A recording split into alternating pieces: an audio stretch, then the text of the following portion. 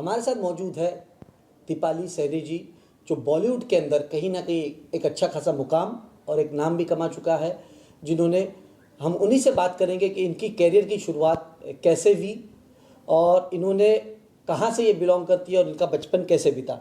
दीपाली जी, सबसे पहला सवाल मेरा ये, आप कहाँ से बिलोंग करती हैं और कहाँ से आपने कैरियर की शुरुआत की?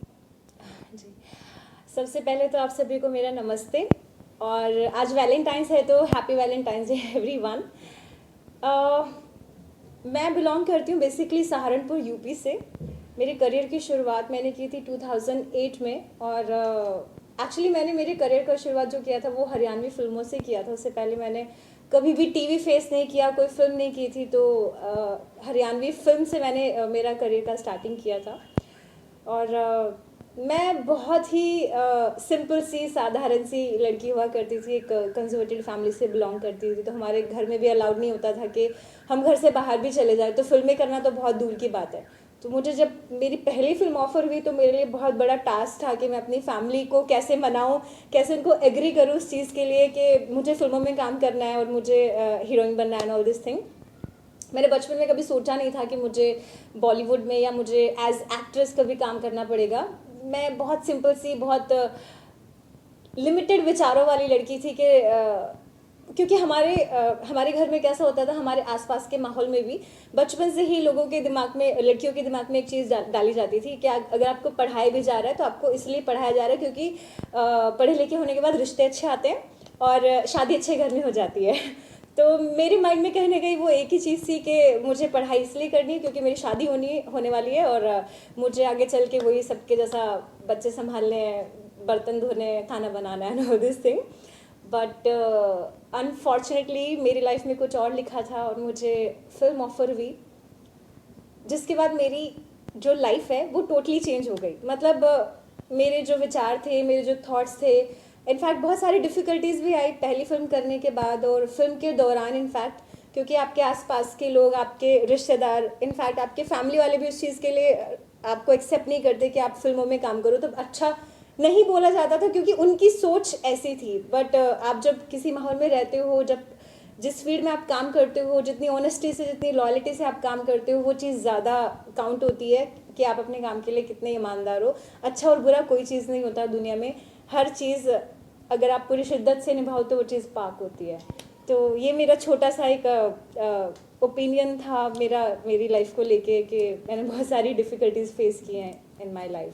जैसा आपने बताया कि आपने अपना कैरियर की शुरुआत जो की हरियाणा से की, हरियाणा की आप एक टाइम पे सुपरस्टार भी रह चुकी है। हाँ हाँ हाँ जी, ऑब्वियसली। तो हरियाणा के बाद जो सफ़र मुंबई की बॉलीवुड का था, तो इस सफ़र के लिए क्या क्या दिक्कतें आपको सामने आई? जैसे हरियाणा फिल्म इंडस्ट्री के अंदर भी जब आप थे तो हरियाणा में क्या डिफ़िकल्टी आती थी और मुंबई के अंदर, जैसे आप मुंबई जब आई, आपके बहुत सारे टीवी सीरियल भी मशहूर हुए हैं, आपने डीडी दूरदर्शन के लिए भी काम किया। जी। तो ये सारी चीज़ें आपको कैसे मिली और किस तरीके से सारी चीज़ों का आपने मुकाम हासिल? Okay, I will explain you. मेरी पहली फर्स्ट डेब्यू फिल्म थी असर, जो मैंने हरियाणा में की थी। It was a Haryanvi film और मैंने कभी मेरी लाइफ से या मैंने अपने आप से कभी उम्मीद नहीं रखी थी कि मैं किसी भी चीज़ में बेस्ट हो सकती हूँ, क्योंकि मैं इतनी डिमोटिवेट थी खुद को लेके, अपने लुक्स को लेके, अपनी ब्यूटी को लेके। और मैं जब परफॉर्म भी करती थी तो मुझे ऐसा लगता था कि बस मैंने बोल दिया, मतलब मैं कभी उन चीज़ों के पीछे एफर्ट्स नहीं डालती थी, उस चीज़ के लिए मेहनत नहीं करती थी कि मुझे बेस्ट बनना है, मुझे अच्छा दिखना है, मुझे करना है। बस मुझे ये था कि मुझे कोई काम आया है, मुझे ऑफर मिला है तो मुझे करना है, करके ख़त्म करना है। मुझे सुपरस्टार बनना है, मुझे हीरोइन बनना है या मुझे बॉलीवुड में काम करना है, मेरा ऐसा कोई एम नहीं था और ना ही मेरी कोई ऐसी एक्सपेक्टेशंस थी किसी भी चीज़ से।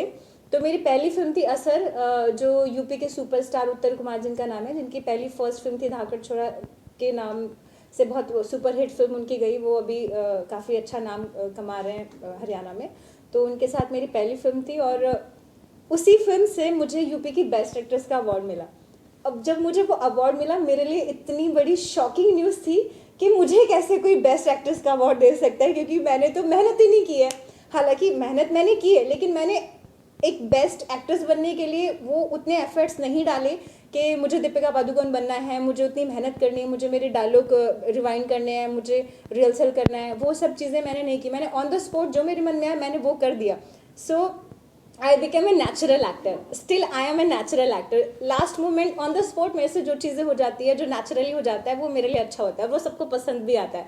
तो सोची समझी प्लानिंग करके जब मैं कुछ करती हूँ तो वो गड़बड़ कर देती हूँ, तो ऑन द स्पॉट जो चीज़ें हो जाती हैं वो लोगों को पसंद आ जाती हैं। आगे का फ्यूचर्स प्लान्स क्या है? जैसे अभी बात करें, बहुत सारे ऐसे टीवी आर्टिस्ट या सेलिब्रिटीज़ हैं, वो बॉलीवुड बिग बॉस में कहीं ट्राई करते हैं, तो आपका फिल्मों में ट्राई करते हैं कि कहीं ना कहीं बड़ी फिल्में मिल जाए, तो आगे के फ्यूचर्स को लेके आप क्या सोचती है?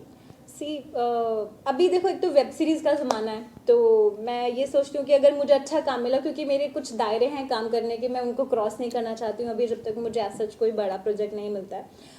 और वेब सीरीज़, मैंने अभी एक वेब सीरीज़ भी की है, मैं उसके बारे में आपको बताना भूल गई। मैं पति पत्नी और मर्डर, ये तमाशा OTT पे रिलीज़ होने वाली है बहुत जल्द, तो आप लोग इसको प्लीज़ देखिएगा ज़रूर, क्योंकि मेरा एक वो जो सास बहू और जो देवी वाला जो इमेज था, मैंने थोड़ा सा उसको ब्रेक करने की कोशिश की है।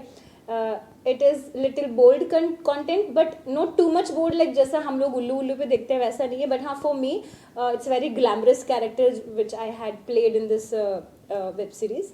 तो आप लोग इसको देखिएगा ज़रूर। इस फिल्म में मेरे जो स्टार कास्ट हैं वो चंद्रशेखरन जी हैं, इमरान हसनी हैं, और हसन हैदराबाद वाली डायरेक्टर हैं इसके, जिन्होंने द ट्रेन वगैरह काफ़ी फिल्में की उन्होंने। He is quite famous director. और मेरा जो फ्यूचर प्लान है, बेसिकली अभी लाइनअप है, बहुत सारे प्रोजेक्ट लाइन से हैं। अभी फिल्म की हैं तो बहुत सारी फिल्मों के ऑफर आ रहे हैं, वेब सीरीज़ की है तो वेब सीरीज़ के ही आ रहे हैं, और उसी टाइप के कैरेक्टर्स आ रहे हैं। वो किसी ने सही कहा कि आपको अगर जिस तरह के कैरेक्टर में एक बार लोग पसंद कर लेते हैं तो आपको उसी तरह के काम आने शुरू हो जाते हैं। तो फ्यूचर में मैं बेसिकली बिग बॉस करना चाहती हूँ। I just love this show, क्योंकि ये एक ऐसा प्लेटफॉर्म है जहाँ पे आप कोई सेलिब्रिटी हो या ना हो, लेकिन आप एक सेलिब्रिटी बन के निकलते हो। हालांकि अभी बिग बॉस को लेके भी काफ़ी सारी कंट्रोवर्सीज होती हैं, बहुत कुछ चल रहा है घर में, और मैं हर सीज़न फॉलो करती हूँ। पिछला सीज़न मेरा फेवरेट था, ये सीज़न भी फेवरेट है, बट इस सीज़न के कंटेस्टेंट मुझे पसंद नहीं है। अब थोड़े बहुत रुबीना वगैरह थोड़ा अच्छा खेल रही हैं, तो वो थोड़े से भी अच्छे लग रहे हैं।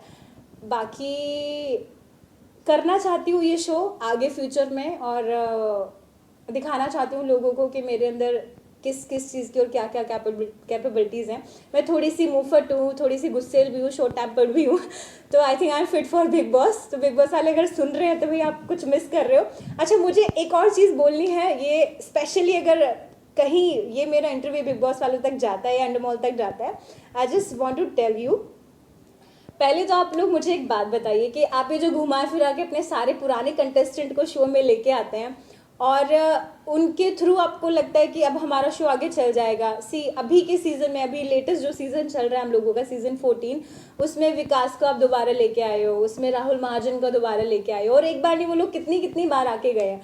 तो मैं आपसे ये बोलना चाहती हूँ कि आप जो पुराने कंटेस्टेंट को घुमा घुमा के वापस लेके आ रहे हो, और आपको लगता है कि उनको वापस रिपीट करने से आपके शो की TRP बढ़ेगी, ऐसा नहीं है।